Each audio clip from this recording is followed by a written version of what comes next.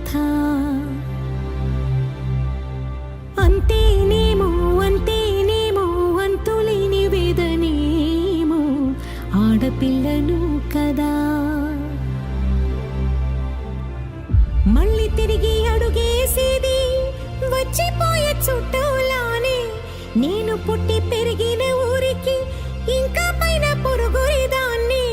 కట్టదాటి గంగ నేడు కంట పొంగెనే. ఎంత ఎంత యాతనో ఎంత గుండె కోతనో ప్రాణమోలే పెంచుకున్న పిచ్చి నాన్నకు.